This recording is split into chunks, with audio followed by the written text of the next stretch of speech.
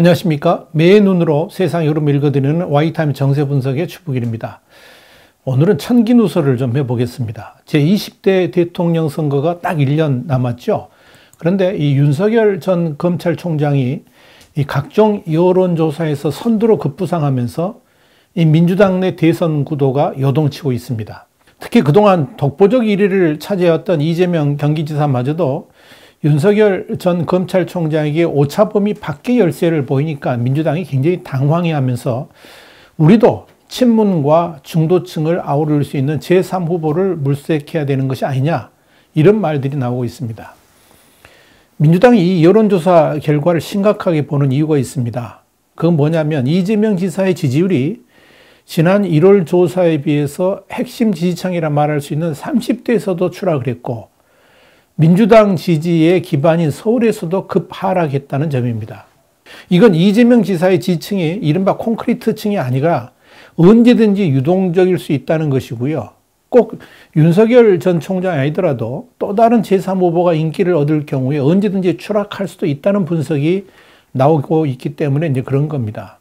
자, 그렇다면 민주당 내에서는 어떤 제3후보가 거론되고 있을까요?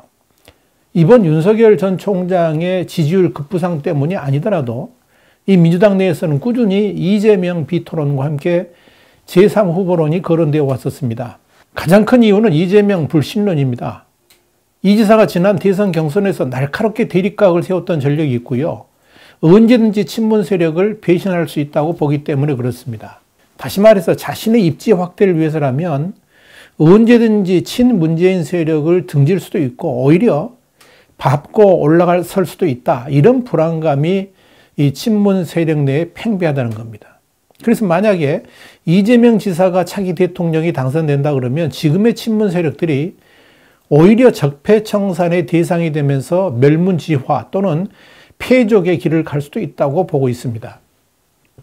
그럴 바에는 지금부터 친문 세력 내에서 제3후보를 물색해가지고 대통령 선거에 임하도록 하는 것이 낫지 않겠느냐, 이런 말들이 나오는 겁니다. 여기에 대해서는 우리 Y타임스가 지난해 9월 2일 자세히 보도를 해드린 바 있죠. 배신의 정치, 이런 제목으로 해드렸습니다. 그리고 유튜브 동영상은 525회차를 보시면 자세히 아실 수 있을 겁니다. 사실 이런 친문 세력의 전망은 당연한 것일지도 모릅니다.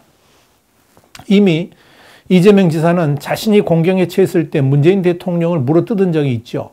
지난 2018년 11월 이 지사가 해경군 김씨 트위터 문제로 코너에 몰렸을 때 대통령의 아들 준용 씨를 물고 늘어지면서 역공을 취한 적이 있었죠. 이 당시 이 지사는 이 해경군 김씨를 수사하려고 그러면 문준용 씨 의혹부터 수사해야 되는데 과연 청와대가 이를 감당할 수 있겠느냐, 이런 뉘앙스를 풍겨가지고 파문이 일었었습니다. 이는 사실상의 반문 야당 선언이라고 할 정도로 충격적이었습니다. 그 뒤로 친문 진영은 이재명 지사를 결코 받아들일 수 없는 인물로 낙인을 찍었었습니다. 영린을 건드렸다고 보기 때문에 그렇습니다.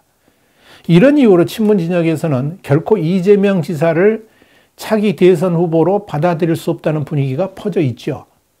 자, 이런 우려 때문에 이재명 지사 지난 2월 말에 친문의 핵심이면서 유력한 차기 당대표로 거론되고 있는 홍영표 의원을 만나가지고 이 지사 공간에서 만났습니다. 식사를 하면서 이 친문 세력의 이 지사에 대한 조직적 반대를 잠재우려는 시도를 한 것으로 보입니다. 이 지사가 홍영표 의원을 꼭 찍어서 만난 이유는 이 홍 의원이 지난 2012년 대선에서 문재인 캠프의 종합상황실장을 맡은 바 있고요. 지난 대선에서도 문 대통령의 핵심 측근으로서 역할을 했기 때문에 그렇습니다. 그리고 앞서 언급했던 이 해경군 김씨 사건 때도 이 지사가 홍 의원하고 거세게 맞붙은 적도 있어가지고 관계가 사실상 소원했었죠.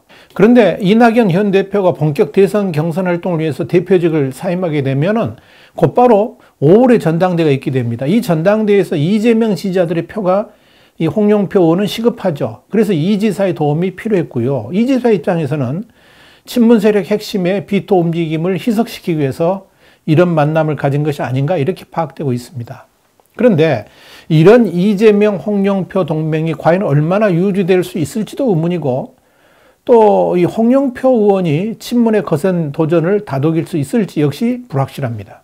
꼭 이 윤석열 전 총장의 급부상이 아니더라도 이재명 지사에 대한 비토 세력의 제3 후보로는 이미 시작되었습니다. 이재명 비토론자들은 우선 대선 후보 결정 시한 연기론을 꺼내들었습니다. 대선일로부터 180일 이전에 결정하도록 되어 있는 후보 결정 시한을 60일 정도 연기해가지고 120일 전으로 바꾸자는 겁니다. 이들이 120일 전으로 연기하자는 가장 큰 이유가 뭐냐면은 제3 후보를 띄우기 위한 시간을 여유있게 좀 가지려고 하기 때문에 그런 거죠. 근데 사실 친문 진영 쪽에서 가장 희망하는 후보 중에 한 사람이 누구냐면 김경수 경남지사입니다. 그런데 김 지사는 이 대법원의 판단이 늦어질 가능성이 있습니다. 그렇다면 현재 180일 전 대선 후보 결정 시한을 맞추기가 어렵습니다. 이 말은 대선 후보 결정 시한 연기론의 가장 큰 배경이 김경수 지사를 대선 후보군에 넣기 위한 것이라고 해도 과언이 아닙니다. 지금 김명수 대법원장이 그때까지 버텨줄 수만 있다면 김경수 지사에 대한 대법원 판단을 이재명 지사 때 그랬던 것 같이 교묘하게 법을 해석하면서 김경수 지사에게 대권 도전의 길을 열어줄 수 있다고 희망하고 있는 겁니다. 그러니까 이른바 김경수 대망론의 현실화를 위해서 친문 진영에서 이 김명수 대법원장이 온갖 수모를 겪으면서도 지금 굉장히 퇴진 압박을 받고 있지 않습니까? 그런데 그럼에도 불구하고 최소한 김경수 지사의 부활을 위해서라도 그때까지는 그 자리에 앉아 있어야 된다라고 주장하는 겁니다. 이재명 지사가 홍영표 의원을 만난 것도 바로 이 대선 후보 120일 전 지명론을 꺾기 위한 것으로 보입니다. 이 경선 연기의 결정 주체가 차기 당대표거든요. 그러니까 이재명 지사 입장에서는 가장 거리가 먼 당대표 후보인 홍 의원을 만나가지고 다독이면은 그 사람을 홍 의원을 가장 가깝게 이렇게 끌어들일 수 있다면 120일 전 연기론을 좀 사라지게 할 수도 있지 않겠느냐 그런 희망을 갖고 있는 거죠. 그럼에도 불구하고 이재명 비토론은 친문 진영에서 더욱 강화될 것으로 보입니다. 특히 이재명 지사가 독보적인 1위도 아니고 윤석열 전 총장이 밀리면서 2위로 추락하는 상황에서는 제3 후보론이 부각될 여지가 그만큼 넓어진다 이렇게 볼 수가 있겠죠. 그래서 윤석열 전 총장의 급부상은 민주당의 대선 구도를 완전히 뒤흔들어 놨다라고 보면 될 겁니다. 자, 그렇다면 민주당 내에서 제3 후보로 거론되는 이들은 누구일까요? 구체적으로 좀 보겠습니다. 일단 이낙연 대표는 아마 과거의 인물로 퇴색됐다 이렇게 봅니다. 경쟁력이 없다는 판단이 이미 내려졌다는 거죠. 어설프게 친문 세력에게 잘 보이려다가 이낙연 다음을 완전히 잃어버린 것이 패착일 겁니다. 그래서 중도도 잃어버리고 친문도 잃어버리고 그랬다는 거죠. 그러니까 당대표직을 내려놓고 본격적인 대선 경쟁으로 뛰어든다고 합니다만은 지지율을 다시 상승시키기는 어려울 겁니다. 그래서 대안으로 거론되면서 자천타천으로 나오는 이가 바로 정세균 국무총리입니다. 정 총리는 이미 친문 진영의 대권 주자로서의 이미지를 만들려고 다양한 준비 활동을 지금 하고 있다 이렇게 알려지고 있습니다. 그런데 대중적 인기의 한계, 지지율의 확장성은 정세균 총리의 야망을 가로막게 될 겁니다. 이런 차원에서 민주당의 제3 후보론으로 가장 많은 물망에 올라 있는 이가 바로 이광재 의원입니다.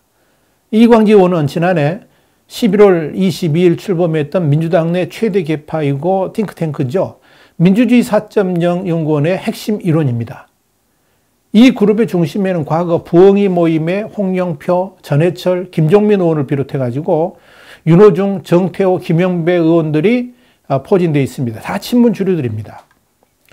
민주주의 4.0 연구원은 설립 취지문에서 이렇게 밝혔습니다. 네 번째 민주정부를 창출해야 된다.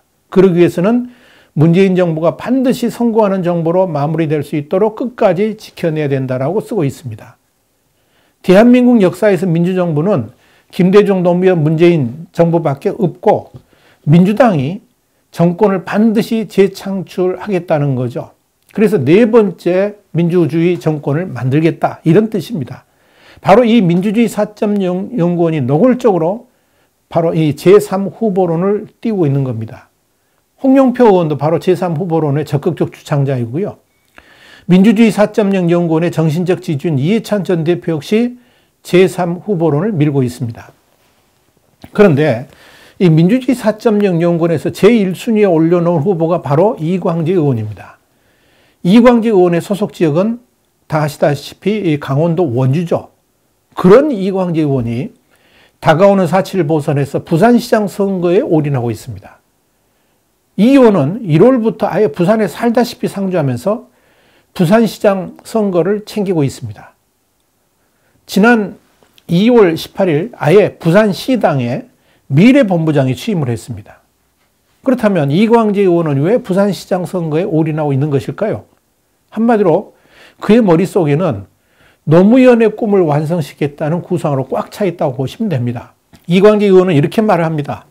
개방형 통상국가라는 노무현 대통령 꿈은 부산 동구에서 부산시장 그리고 부산 북하고 강서 을에 도전하는 과정, 또 DJ 정부의 해양수산부 장관 시절을 거치며 자라났다. 그러면서 부산을 조선 해운과 금융산업이 어우러진 싱가포르에 필적하는 국제도시로 만들겠다는 그 꿈을 다시 세우는 게 이번 선거의 목표다라고 했습니다. 이광재 의원은 이번 부산시장 선거에서 노무현 전 대통령을 고리로 해가지고 PK, 그러니까 부산 경남 지역에서 인지도 및 지지도를 높여보려는 구상을 하고 있습니다. 이번에 부산 올인에 김경수 지사의 지지율까지 자신이 업을 수 있다고 생각한다면, 판단된다면 대권 도전도 해볼 만하다는 것이 그의 계산일 겁니다. 이런 관점에서 대통령부터 민주당이 왜 가덕도 신공항에 저렇게 올인하는지 이해해 볼 수 있습니다. 집권 세력이 왜 부산시장 선거에서 기필코 이겨야 한다고 소리치는지 그 배경이 바로 여기에 있다는 의미입니다. 이광재 의원의 대권을 향한 도전은 이미 시작된 것이나 다름없습니다. 아마도 친문 진영에서는 4월에 재보궐선거가 끝나면 1차적으로 이광재 띄우기에 나설 겁니다. 이광재는 제2의 노무현이다. 이런 이미지를 앞세워가지고 대대적인 SNS 투기 전략도 활용할 겁니다. 그러면서 이광재 의원을 이재명에 버금가는 지지율로 상승시키려고 할 겁니다. 여기에 민주주의 4.0 연구원이 앞장설 것이고 노무현 재단도 맞장구 칠 것입니다. 또 친문 언론들 역시 대대적인 선전선동 전략을 구사할 것으로 보여집니다. 그런데 그럼에도 불구하고 이광재 의원이 생각처럼 지지율 대세론을 형성하지 못한다 그러면 그 다음 남은 카드가 바로 김경수 지사라는 이야기입니다. 물론 대법원의 무죄 취지 파기 환송을 전제로 한 카드죠. 그래서 그때까지 민주당의 대권 후보를 결정해서는 안 된다 하는 것이 친문들의 생각입니다. 물론 임종석 전 대통령 비서실장도 자천 형식으로 대권 후보를 노리고 있습니다만은 쉽지 않을 거고요. 또 이인영 통일부 장관 역시 스스로 대통령 후보감 된다고 생각하면서 꿈꾸고 있겠습니다만 언감생심이겠죠. 이제 분위기가 이렇게 돌아가니까 추미애도 대선 후보로 나서겠다 이런 말들이 나옵니다. 물론 추미애 자신이 그렇게 설파하고 있는 것인지는 모르겠습니다만은 이건 그야말로 대선을 희화하려는 코미디일 뿐이겠죠. 자, 이런 판세를 원조 친노인 유인태 전 의원이 이렇게 예측을 한 겁니다. 뭐냐면 4월에 재보궐선거가 끝나면 586 세대들 꽤 여럿이 대선 레이스로 등장할 것이다. 그리고 그들이 대선판을 흔들 것이다. 여러분, 이 유인태 전 의원의 말같이 오는 4월 7일에 재보궐선거가 끝나면 어차피 민주당의 대권 구도는 요동치게 돼 있습니다. 본격적으로 이재명 죽이기 활동도 가시화될 것이고 제3 후보들의 약진도 가시권에 들어올 겁니다. 문제는 이런 대권 후보들의 경쟁이 민주당을 혼란에 빠뜨릴 가능성이 농후하다는 겁니다. 이미 대통령의 레임덕이 시작돼 있죠. 민주당 국회의원들조차도 대통령의 말을 듣지 않습니다.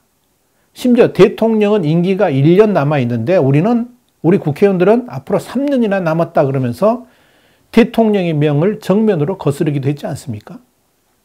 그런 민주당 국회의원들에게 있어서 대권 후보 선출은 자신들의 미래하고 직결됩니다. 그래서 누구를 대선 후보로 내세울 것인가에 대해 엄청난 충돌이 일어나게 될 겁니다.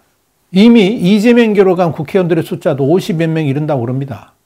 물론 그들이 앞으로도 계속 그 자리를 지킬 것인지에 대해서는 불확실합니다. 그러나 이재명 지사 입장에서는 친문 진영에서의 의도적인 이재명 배제론이 나온다 그러면 매우 공격적으로 대처하게 될 것이고요. 그러므로 인해 가지고 민주당은 이 분당에 가까운 혼란이 올 수도 있습니다. 이래저래 대통령의 레임덕은 더 깊어질 것이고 민주당은 생사를 놓고 이전 투과는 난장이 펼쳐지게 될 것입니다. 자, 과연 어떻게 흘러갈까요?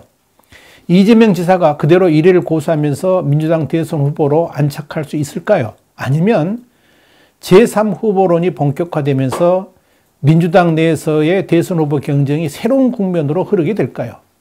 전쟁은 지금부터입니다. 와이타임 정세 분석이었습니다. 다음 시간 다시 뵙겠습니다. 감사합니다.